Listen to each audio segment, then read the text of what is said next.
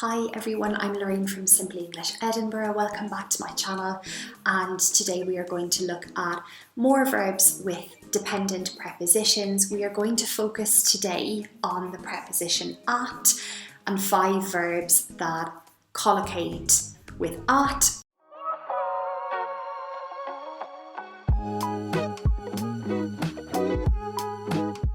Similar to the last video, what I'm going to do is include examples from newspaper articles that I have found online, recent ones, so you can see these verb preposition sets in action, shall we say.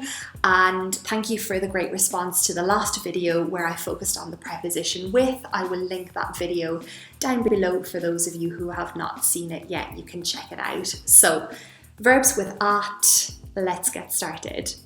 The first example today is the verb marvel at something, or of course you could marvel at someone as well, or maybe their performance perhaps.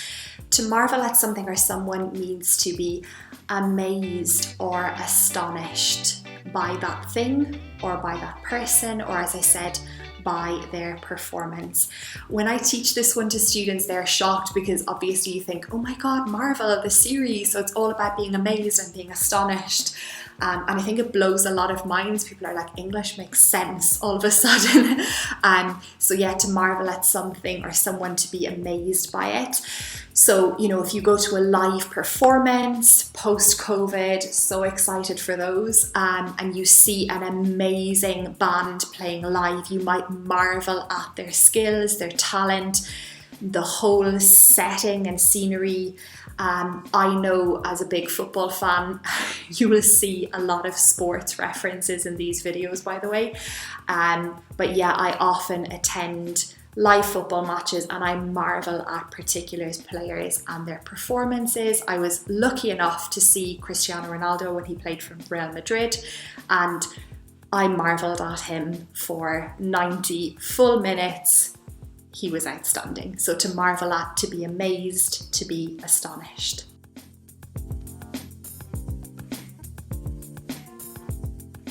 To hint at something is the next one on today's list. And if you hint at something, it means that you speak about something in a very indirect way, but you are hoping that somebody will catch, however inexplicit it might be. This is something that people tend to do when they don't want to outright tell their friend or their partner that they would like a particular gift for perhaps Christmas or their birthday, but they might hint at the gift, you know, like, what time is it? Oh yeah, I forgot, I lost my watch a few months ago. I'm lost without my watch. It's terrible. She wants a watch. Hint at something, but you are giving away some clues to the listener as to what you really want or you really mean.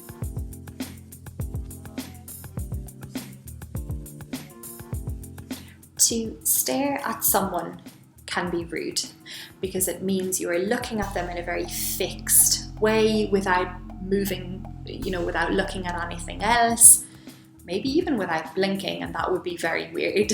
So if someone is staring at you on the bus, you might be a little bit nervous or freaked out. It's a little bit rude. They are looking at you in a fixed way. If something is staring at you, the meaning is a little bit more figurative. And this means that something is inevitable, it is coming. So if you're spending a lot of money on credit cards, you're maxing them out, your interest rates are quite high, you might say that debt is staring at you. What you would mean by that is that debt is inevitable. You're spending so much money on cards, it's not your own money to spend, you will end up in debt. That situation is inevitable. And the example from the news, which I picked up this week, has sort of that figurative meaning. So have a look and see what you think. But we do often use stare at with that meaning as well, so it's worth knowing.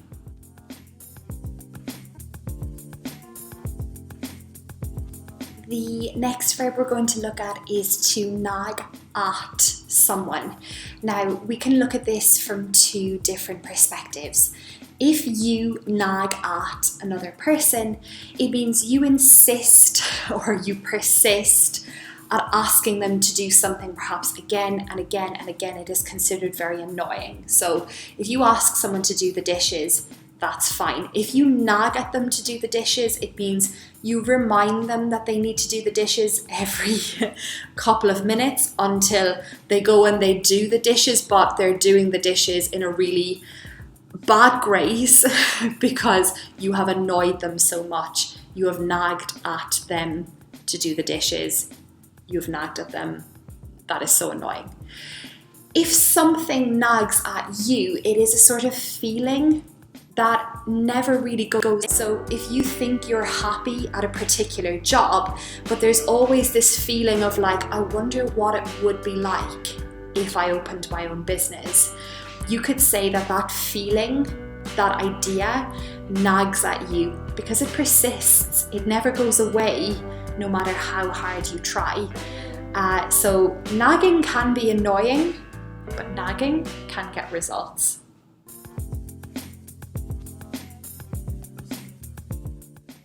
And the last verb on today's list is to glance at something or someone. That means to give a quick look, a knowing look sometimes, because if there's an inside joke, you might glance at your friend to see if they caught the meaning. And that can be quite funny, to quickly look at your friend as if to say like, did you hear that? Did you hear what they just said? And you have a sort of an in-joke between you. So to glance at something or someone, to have a quick look. And I found so many examples of this being used in the news. Here is one relevant one that I picked for today.